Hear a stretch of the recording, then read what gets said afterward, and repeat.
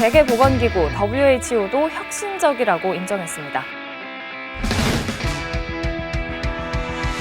바이러스 감염증 이른바 우한 폐렴이 우리 국경을 넘었습니다. 국내에서 처음으로 3차 감염이 발생한 것으로 보여 긴장감이 코로나19 고조되고 환자 있습니다. 발생 상황이 새로운 국면을 맞이했다고 평가했습니다. 처음으로 사망자가 나왔습니다. 대구 경북에서는 오늘 3,000명을 넘었습니다. 신천지의 이만희 총회장이 오늘 기자회견을 열고 전반적으로 주춤한 모양새를 보이고 있는 건 보다 강력한 사회적 거리 두기가 필요하다고 호소했죠. 네, 우리 더 라이브가 코로나19를 매일 점검하고 있습니다.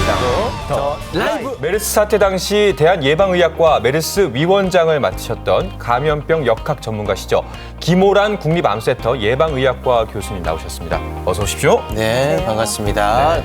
감염자의 침이 튀면은 감염이 된다고 봐야 됩니까? 아니라고 할 수는 없겠지만 치매에는 바이러스가 많지 않고요. 기침하면서 나오는 침방울이나 가래 바이러스가 많이 있습니다. 왜냐하면 코로나 바이러스 감염은 호흡기 감염, 폐 감염이기 때문에 바이러스는 주로 거기 있죠. 그래서 우리가 검사할 때도 그냥 침만 가지고 검사하면 환자인데도 음성이 나오는 경우가 그래요? 많아요. 그래서 가래를 받아서 검사하죠. 환자가 기침할 때 손으로 막았다고 하면 네. 손에 바이러스가 묻어 있을 거잖아요. 그 사람하고 악수를 한 다음에 나도 모르게 또 손을 입에 가져갔다. 그러면 감염될 수가 있겠죠. 메르스 당시에 지하철을 같이 탔거나 했던 분들 중에 혹시 그 감염된 사례가 있었습니까? 아닙니다. 우리가 정말 열심히 역학조사를 했는데요. 네. 186명 중에 우리가 지역사회 감염이라고 결론 낸 사람은 딱 한 명입니다. 근데 그분은 가장 많은 환자가 있었던 평택의 병원과 또 환자들이 다니던 터미널 그 사이에 있는 평택 경찰서에 근무하시던 분이었어요. 네.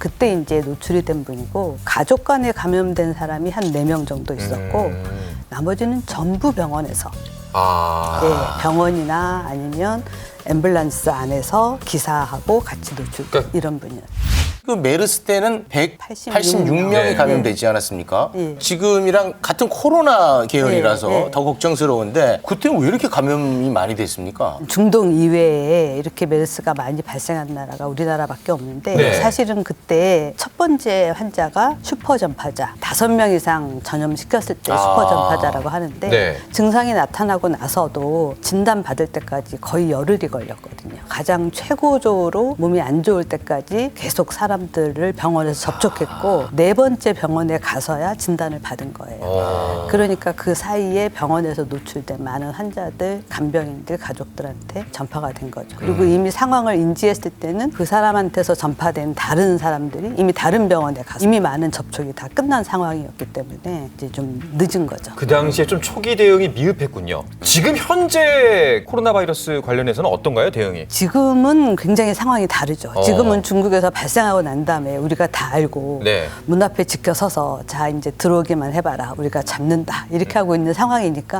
그때하고는 굉장히 다릅니다. 네, 그렇군요. 지금 확진자의 이동 경로가 공개가 되면서 나도 만났던 거 아니야? 예. 이런 이제 걱정이 확산되고 있습니다. 예, 질병관리본부에서 연락이 안 갔으면 네. 만난 사람이 아닙니다. 아, 만났더라면 무조건 나는 연락을 받을 수밖에 없습니까? 예, CCTV로 다 확인을 해서 가까이 있었던 사람들을 다 밀접 접촉자, 일상 접촉자 분류를 해서 그러니까 밀접이라고 하면 피부 접촉이 있었거나 서너 마디 이상 대화를 한 사람이 밀접 접촉이거든요. 그런 분은 자가격리, 대화도 안 나누고 피부 접촉도 없었는데 바로 옆에 가까이 있었다. 네. 한 2, 3m 떨어져 있었다. 이런 사람은 일상 접촉자로서 우리가 능동감시라고 하는데 본인이 일상생활은 다 하면서 하루에 2번씩 체온을 재서 알려주는 거죠, 질본에.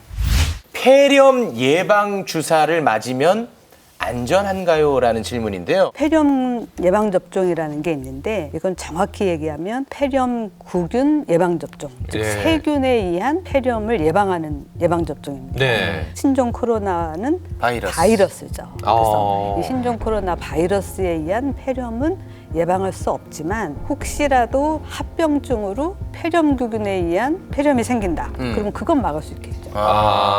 그렇지만 바이러스에 의한 폐렴은 막을 수는 없다. 홍콩 연구팀이 신종 코로나 백신을 개발했다는 보도가 나왔어요, 어디선가. 이제 그러면 다 괜찮아지는 건가요? 지금 아무리 유행이 영화처럼 진행되지만 백신도 그렇게 영화처럼 뚝딱 개발되는 게 아닙니다. 백신을 개발하려면 이런저런 실험을 해서 환자에서 효과가 있는지 봐야 됩니다. 이런 과정을 하는데 몇 년이 걸리고요. 만약에 다 했다고 해도 정말 신종 코로나 바이러스 환자한테 효과가 있는지 보려면 신종 코로나 바이러스 감염증이 계속 유행하고 있어야 됩니다. 환자가 그렇죠. 있어야지 환자 있어야 효과가 네, 있는지 보죠. 확증을 할 수 예. 있을까요? 예. 우리가 일상에서 할 수 있는 부분을 좀 짚어주면 좋을 것 같습니다. 네. 메르스 때 보니까 환자 옆에 있었던 사람 중에 마스크 쓴 사람은 감염을 안 했는데 오. 마스크를 썼는데 코 밑으로 내려서 쓴 사람은 걸린 경우를 보았습니다. 예, 호흡기이기 때문에 정말 마스크가 중요합니다. 손 씻기 중요하고. 네. 예. 마스크는 뭐 털 마스크 이런 건 안 될 거 아니에요. 그렇죠. 예. 그거는 이제 어떤 걸 써요? 방한용이고요. 네. 보통은 뭐 수술용 마스크나 KF80 정도면 네. 충분합니다. KF80 정도면 충분하다. 네. 예. 네. 그렇지만 뭐 N95라고 해서 아주 기능이 강한 거를 쓰면 숨쉬기가 힘듭니다. 숨쉬기가 힘들어서 자꾸 만지고 오히려 코 밑으로 내리고 이러면 효과가 없죠. 마지막으로 이제 사람들께 좀 당부하고 싶으신 말씀 같은 게 있으실까요? 우리가 메르스를 겪었잖아요. 그 메르스를 겪고 나서 저희 전문가들이나 모든 사람들이 메르스 전과 후가 똑같으면 안 된다. 그래서 굉장히 많은 시스템도 바꾸고 인력도 충원하려고 노력하고 했는데 아직도 이 분야에 사람이 많이 없습니다. 저희가 이제 예방의학을 전공했는데 전국에서 올해 예방의학을 하겠다고 온 1년 차는 7명입니다. 전국에서요? 그렇죠. 이런 분야가 사실은 어떻게 보면 공공방역을 담당하는 부분인데 네. 저 많은 사람들이 관심을 갖고 열심히 해줬으면 좋겠다. 어떻게 보면 저희들은 군인하고 비슷합니다. 네. 전쟁이 안 일어났을 때는 뭐 아무 소용이 없는 것 같아요. 그렇지만 전쟁이 났을 때 갑자기 훈련이 된 사람을 어디서 데려올 수가 없잖아요. 우리가 그러네요. 군인을 키우지 않으면. 그래서 그런 생각으로 방역 시스템을 준비해야 될 것 같다. 네. 말씀드리고 싶습니다.